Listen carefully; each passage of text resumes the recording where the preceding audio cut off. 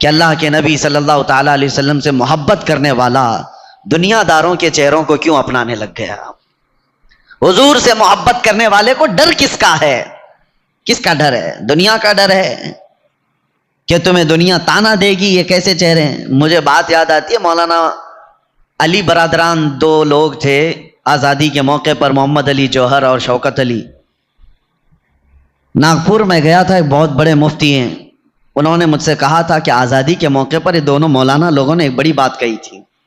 کہا کیا؟ کہا 15 منٹ کے لیے وہ آئے تھے اور سارے مسلمان استقبال کے لیے گئے، اس وقت بھی حالات بڑے خراب تھے، سب جگہ پر تعصب بھرا ہوا تھا، مسلمانوں کے خلاف بڑی بڑی سازشیں چل رہی تھی۔ اس وقت لوگوں نے پوچھا کہ آپ قائدین ہیں، کچھ بتائیں کیا کرنا چاہیے؟ انہوں نے کہا بہت بڑی طاقت وغیرہ جمع کرنے کی ضرورت نہیں، 2 چیزیں پابندی سے کر لو، دیکھو پھر۔ کہا کیا 2 چیزیں؟ کہا کہ ان کی بات میں کہہ رہا ہوں، سارے جتنے لوگ ہیں سب لوگ داڑھی رکھ لو اور سب لوگ ٹوپی پہن لو۔ کہا اس سے کیا ہوگا؟ کہا تمہیں پتہ نہیں، اللہ نے اسلامی شکل میں وہ رعب عطا فرمایا ہے، وہ رعب عطا فرمایا۔ تم ہو کروڑوں کی تعداد میں لیکن دکھتے کہیں نہیں، تم کامن بن کر کے جی رہے ہو، سیکولر بن کر کے جی رہے ہو، اپنے دین کو چھپا کر جی رہے ہو۔ اور دیکھو ہزاروں کے مجمع میں 4 سکھ بھی ہوں گے تو لگتے ہیں کہ ہاں سکھ برادری کے لوگ ہیں، کیونکہ انہوں نے اپنی شناخت کو برقرار رکھا، اپنی پہچان کو برقرار رکھا۔ وہ ہزاروں میں 4 بھی ہوں تو نظر آتے ہیں، اور تم لاکھ بھی ہو تو نظر نہیں آتے، پوچھنا پڑتا ہے نام کیا ہے تمہارا، وہاں سے بھی نہیں سمجھ میں آتا، اس نے راجو نام بتا دیا، وہ ادھر بھی ہے ادھر بھی ہے، سمجھ میں نہیں آیا تو باپ کا نام پوچھنا پڑتا ہے، باپ کا نام کیا ہے، اس نے ببلو بتا دیا، راجو سے بھی نہیں سمجھ میں آیا، ببلو سے بھی نہیں سمجھ میں آیا، ادھر کا ہے کہ ادھر کا ہے، دادا تک جانا پڑتا ہے۔ کیا یہ ہماری پہچان ہے؟ اللہ کے رسول صلی اللہ تعالیٰ علیہ وسلم نے جن صحابہ کو اپنے معاشرے میں رکھا، اللہ اکبر، ان کی پہچان کیا تھی؟ ایک رومی بادشاہ نے حضور صلی اللہ تعالیٰ علیہ وسلم کے ایک سفیر کا کیسا استقبال کیا تھا۔ ایک صحابی روم گئے ہوئے ہیں اور وہاں کے بادشاہ سے ملاقات ہے، حضور کا ترجمان بن کر کے گئے، ایمبیسیڈر بن کر کے گئے، روم یا دوسرا بیزنٹین کا کسی علاقے کی بات ہے۔ اس بادشاہ نے آپ کے وہ صحابی حضرت نعمان، ان کے اعزاز میں قالین بچھا دیا ریشم کی، اور کرسی لگا دیا سونے کی کلائی کی ہوئی کرسی، کیونکہ دھاک بیٹھی ہوئی تھی عرب کی لوگوں کے دلوں میں، محمد رسول اللہ صلی اللہ علیہ وسلم کے صحابہ کی فتوحات سب جگہ چرچے میں تھی، ظاہر سی بات ہے اس وقت عزت دینے کے لیے یہ کیا گیا، ریشم کا قالین اور سونے کی کلائی کی ہوئی کرسی لگائی گئی۔ وہ صحابی رسول کے استقبال میں، حضور کے نہیں، حضور کے ترجمان، حضور کے سفیر، جیسے ہی وہ آئے انہوں نے دیکھا، اپنی تلوار سے انہوں نے وہ قالین کو ہٹا کے پھینک دیا، زمین پر چل کر کے آئے، کہا کہ اس پہ قدم نہیں رکھوں گا، ہٹا دیا گیا۔ ارے ریڈ کارپیٹ آج کس کے لیے نہیں بچھایا جاتا ہے؟ اس زمانے میں ریشم کا قالین کا مطلب ہوتا ہے سب سے مہنگی قالین ان کے لیے بچھائی گئی۔ پھر جب سونے کی کرسی پر بیٹھنے کا وقت آیا تو انہوں نے اس کو بھی دھکا دے کر گرایا، عام سادہ کرسی منگوائی، اس پہ بیٹھے۔ تو وہ وقت کا جو بادشاہ تھا اس نے کہا کہ اتنا غرور ہے آپ لوگوں کے اندر، اتنا ایٹیٹیوڈ، ہماری دی ہوئی چیزوں کا استعمال نہ کرنا، یہ کیا ہے؟ حضرت نعمان نے کہا ایٹیٹیوڈ، غرور، تکبر نہیں ہے، بات در حقیقت یہ ہے کہ میرے نبی صلی اللہ علیہ وسلم نے مرد کو ریشم کا استعمال حرام فرمایا، اور گولڈ کا، سونے کا استعمال میرے نبی نے مردوں کے لیے حرام فرمایا ہے، اس لیے میں نے تمہارے ریشم کا بھی استعمال نہیں کیا، تمہارے سونے کا بھی استعمال نہیں کیا۔ کہنے والوں نے کہا وہ عرب کے رسول ہیں، آپ کہاں آئے؟ وہ یورپ میں آئے ہو، وہ عرب میں بیٹھے ہوئے مدینے میں ہیں اور تم یہاں پر ہو۔ اس صحابی نے کیا خوب جواب دیا تھا، انہوں نے کہا ہمارا دین وہ نہیں ہے کہ بازاروں میں الگ اور مسجدوں میں الگ، ہم مدینے میں بھی محمد کے غلام ہیں، یورپ میں بھی محمد کے غلام ہیں صلی اللہ علیہ وسلم، جس علاقے میں ہیں ہم اسلام کا اظہار کرتے ہیں۔ یہ پاسداری تھی، یہ احترام تھا دین کا، وہ لوگ کامیاب تھے۔ یہاں پر لوگ ہم سے یہ بھی کہتے ہیں حضرت جہاں جیسے جائیں ویسی بات کرنا چاہیے، ہاں جس پارٹی میں جائے ویسا لہجہ اختیار کرنا چاہیے، دیکھو ان سب کا ماحول وہی ہے، سب کا ماحول وہی بنتا چلا گیا. ان سے جب بات کرتے ہیں تو سیکولر بات کرنا چاہیے، ادھر آئیں تو ایسا لگتا ہے اس سے کٹر کوئی ہے ہی نہیں، منافقت ہے. دین اسلام تمہیں لہجے کے استعمال کا طریقہ تو بتاتا ہے لیکن منافقت نہیں سکھاتا، منافقت نہیں سکھاتا. اللہ نے تمہیں اس روئے زمین پر چنا ہے تو پیوریٹی کے ساتھ جیو.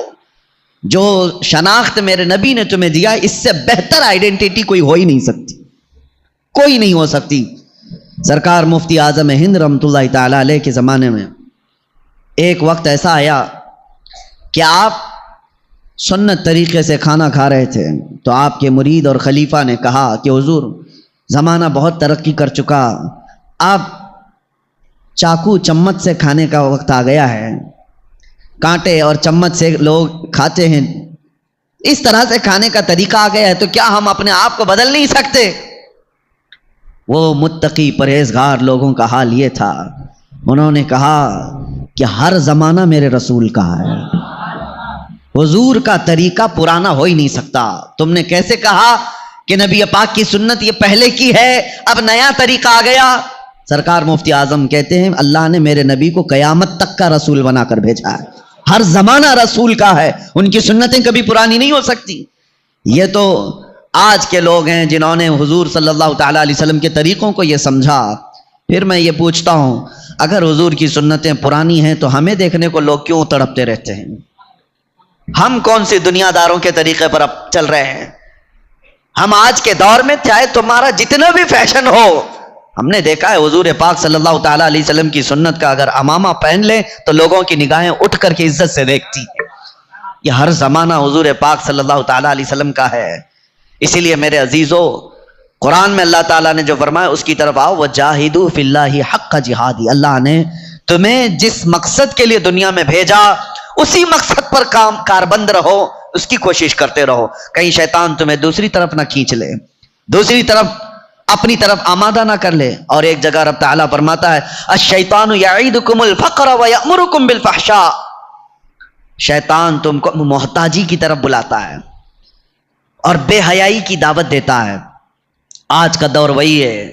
میں اکثر اپنی تقریروں میں ایک بات یہ کہہ رہا ہوں، آج دنیا کے کالے کرتوت جو ایپسٹین فائل میں کھلے جا رہے ہیں، دنیا دیکھ کر تماشا کر رہی ہے، سارے لوگوں کی نظریں ہیں یہ کیا ہے ایپسٹین فائل؟ امریکہ کے کسی بیچ کے اندر ہونے والے نہایت ہی کالے کرتوت کے اوراق کو لے جا رہے ہیں، اور اس میں چھوٹے لوگ نہیں بہت بڑے بڑے لوگ ہیں، اور ہر دن لوگ ایکسائٹڈ ہے، انتظار کر رہے ہیں کہ اب کس کا آئے گا، کون سے پرائم منسٹر کا کچا چٹا کھلنے والا ہے، کون سے پریزیڈنٹ کا. یہ سب ایک حمام میں ننگے ہیں اور ان کی فائلیں کھولی جا رہی ہیں. یہ بلیم نہیں ہے، الزامات نہیں ہے، ریئلٹی ہے جو لوگوں کے سامنے دکھائی جا رہی ہے. یہ سب اپنی جگہ پر. لوگ آج چرچا کر رہے ہیں کہ دیکھو اس ملک کا بادشاہ بھی اس میں ہے ایپسٹین فائل میں، ارے ہمارے ملک کا کھلونا بھی اس کے اندر ہے. سب لوگ ہیں اور سب اس کو مذاق میں لیتے جا رہے ہیں. اور کبھی یہ نہیں سوچ رہا کوئی بندہ کہ اتنے پاورفل لوگوں کے کالے کرتوت آخر کھول کون رہا ہے؟ کون ہے وہ جو ان سے بھی زیادہ طاقت والا ہے؟ ایک بات میں آپ کو بتاؤں، یہ وہ طاقتیں ہیں جن کے ہاتھ میں ڈپارٹمنٹ کے محکمے سے لے کر کے جوڈیشری تک کے گلے ہاتھ میں موجود ہیں. وہ جیسے چاہیں اپنے احکام نافذ کر چاہتے ہیں. تو دیکھا آپ نے، ارے پورے کے پورے الیکشن کھا جائیں، ویسے لوگ طاقتور لوگ اپنے گندے اور کالے کرتوت کو آخر کیوں کھول رہے ہیں اور کھولنے کیسے دے رہے ہیں؟ ان کے پاس تو طاقت ہے، ان کے پاس تو پاور ہے. جو بھی ان کے کالے کرتوت کھولے گا اس کو تو یہ پکڑ لیں گے، گلا دبا دیں گے، ختم کر ڈالیں گے. لیکن ایک بات میں آپ کو بتاؤں، یہ کوئی اور نہیں کھول رہا، یہ خود وہی لوگ کھول رہے ہیں. ہاں، کوئی اور طاقت نہیں ہے. امریکہ کا صدر جو اتنا پاورفل مانا جاتا ہو، پوری دنیا میں اس کی طاقت کے چرچے ہوتے ہوں، اس کے سامنے کسی چیز کو روکنے کی ہر چیزیں موجود ہیں. پیٹروٹ میزائل کا بادشاہ، پورے نیوکلیئر کا بادشاہ، جس ملک کو چاہے آنکھ دکھائے، جس ملک کو چاہے تباہ و برباد کر ڈالے. کوئی روکنے والا نہیں، بڑی بڑی طاقتیں اس کا ہاتھ پکڑنے کی تیار نہیں، وہ اپنے گندے کرتوت کو روک کیسے نہیں سکتا؟ روکے گا کیوں نہیں؟ اس کے پاس ساری طاقتیں موجود ہیں. لیکن ایک بات کی طرف میں آپ کو اشارہ کر رہا ہوں، یہ فائلیں کوئی اور نہیں کھول رہا، وہ کالے کرتوت کرنے والے یہ سارے طاقتور خود ہی کھولے جا رہے ہیں. وجہ کیا ہے؟ یہ پورا نظام دجالی نظام ہے، شیطانی نظام ہے. یہ مائنڈ پروگرامنگ کی جا رہی ہے کہ بڑے بڑے لوگوں کے زنا کے کالے کرتوت دیکھ کر عام آدمی پھر یہ سوچنے لگ جائے کہ بڑے بڑے لوگ جب 12 سال کی بچیوں سے بلاತ್ಕಾರ کر سکتے ہیں تو ہم کیوں نہیں کر سکتے؟ دھیرے دھیرے یہ دماغ بنایا جائے، دھیرے دھیرے عام لوگوں کے درمیان زنا کو عام کر دیا جائے. اور مجھے وہ بات یاد آتی، اللہ کے رسول صلی اللہ علیہ وسلم نے ارشاد فرمایا قیامت کے قریب تم دیکھو گے زنا کو اتنا عام کر دیا جائے گا جیسے کتے اور گدھے